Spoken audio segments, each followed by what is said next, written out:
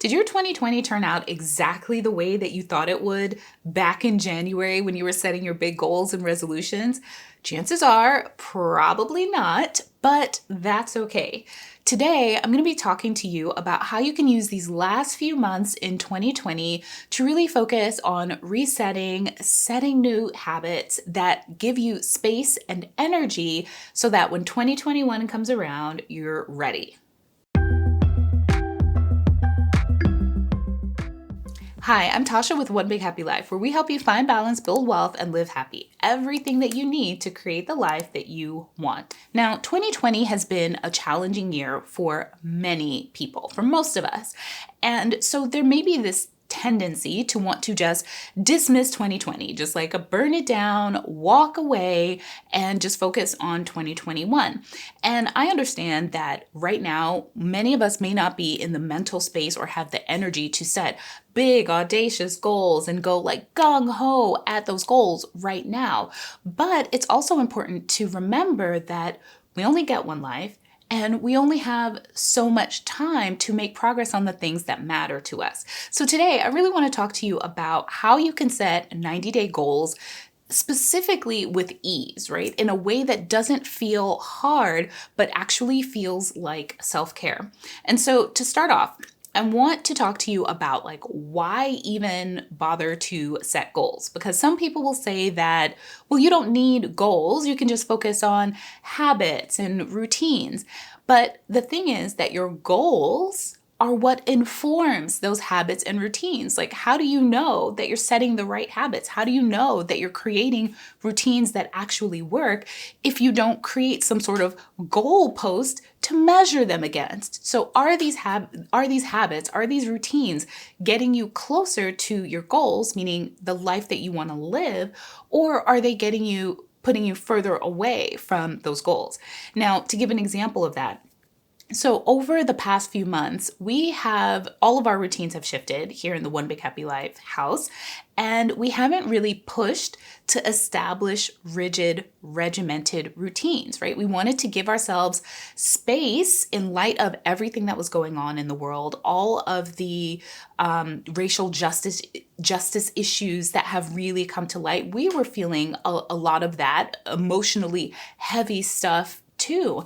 And so we didn't want to be rigid with ourselves. So we gave ourselves space. And what happened? Our routines slipped and we started to do things that actually didn't get us closer to our goals. So not sleeping well, not eating the best, not working out as much.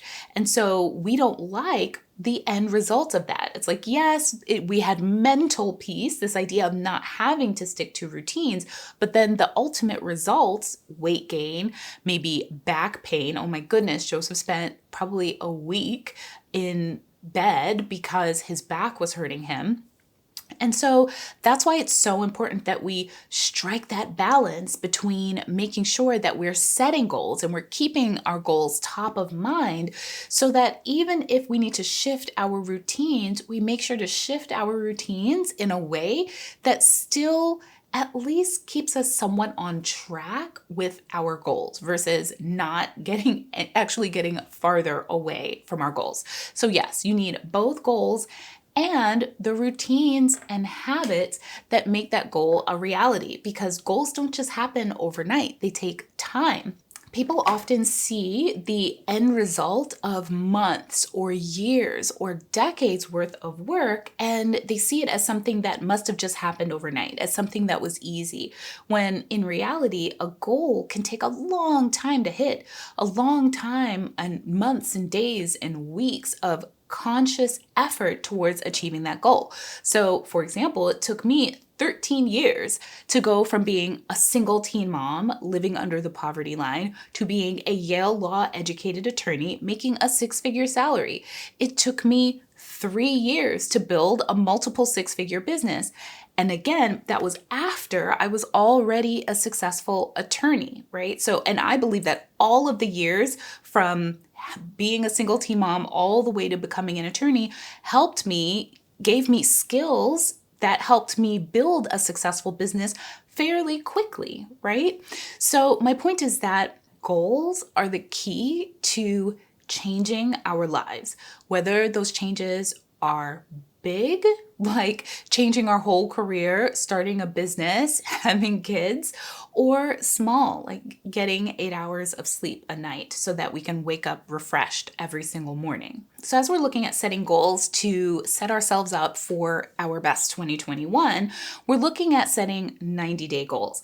Now, why 90-day goals? So typically people will set goals at the beginning of the year and they're for they span the whole year, but then as time goes on, they forget about their goals, right? They forget about their resolutions. And so when you break your goals down into, like, you could have a big, say, year-long goal, but when you break it up into smaller chunks, it's easier to track and to measure. And in this case, October, November, and December, to me, it's like the holiday season. It's the fall-winter season. It's the end of the year. It's a great container for holding the change that we want to make in our lives because we have this end date, which is the end of the year. It just feels like a really natural place to mark goals. Now, I've also started using quarterly goals generally because we have a business. And so we definitely break down our business goals into quarterly benchmarks, which is, I think, typical for a business, but it also translates really well into your personal life. So with a 90-day goal, it's a short enough time frame that it feels doable, right? It's easier to stick to. And you can even break it down even further into 30-day goals. So you have your 30-day, your 60-day, and your 90-day goals. So you can just focus on the first 30 days, then the next 30 days, then the next 30 days. So even if you're not used to setting goals and if you've never set 90-day goals before, I encourage you to give it a shot because that 90-day container could be just what you need to help you keep up that motivation and focus on those goals because it's just a shorter period of time. It's like long enough for you to be able to make some noticeable changes, but not so long that you lose your motivation and you forget why you even started to do it in the first place. So the other thing is, maybe right now you're thinking that you are so burned out from 2020 that you cannot even think about goals, which I totally get that. And it's important to know when to push hard towards your goals and when to ease back a little bit and take a more moderate pace. So when I say set 90-day goals, don't take that to mean that you've got to go all out and you've got to set these hardcore goals and you've got to just rein yourself in and push yourself. That's not what we're doing here. It's really just thinking about ways that we can work to make our lives just a little bit better over the next 90 days and start easing back into routines and habits that get us closer to our goals. Now, of course, if you are in a mood to go all in on your goals and really set some big audacious goals, absolutely do that.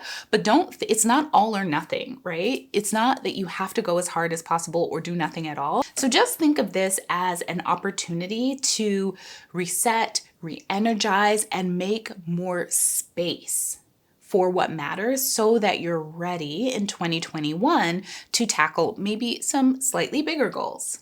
Okay, so where should you start when it comes to setting your 90-day goals? Well, you can ask yourself, well, how can I be more intentional throughout the rest of the year so that I can reset and recharge and bring more happiness into my life over these next 90 days? As you're thinking about that and as you're settling on your goals, I want you to try to limit yourself to 1 to 3 goals because it's the holiday season and you don't want this to be a stressful experience, right? I want this to feel easy for you. And I say even as little as 1 because it's better to pick just 1 solid goal and give it your whole focus than to pick 3 goals and get overwhelmed and not make progress on any of them, right? The goal here is progress, not perfection. So I'd rather you start small and then add more goals in 2021, right? Q1 of 2021, your first 90 days of 2021, you can do something different. But for 2020, just look for 1 to 3 goals that you can focus on. Now, everyone's goals are going to be personal. It really depends on what's going on in your life and so where your focus needs to be. But I do have some thoughts about things that you can think about as you're trying to figure out, well, what goals do you want to focus on for the rest of the year? Number one, you can think about some things that you want to add to your life to increase your overall joy or happiness. So what are some things that you're not doing right now that you'd like to start doing that will make you happier as a result? So it could be something like reading more books. Maybe reading has slipped to the wayside over the course of this year. Or it could be that you want to work out more because making an effort to work out, when you work out, you feel better. Or it could be that you want to get more sleep. Maybe I'm naming all of the things that I'm thinking would add extra joy to my life in 2020. But that is a great place to start. Just thinking about what do you want to do more of, and then you can start brainstorming ways that you can start doing more of that thing in your life over the next 90 days. Now, the other side of that coin is that you can think about things that you want to stop doing.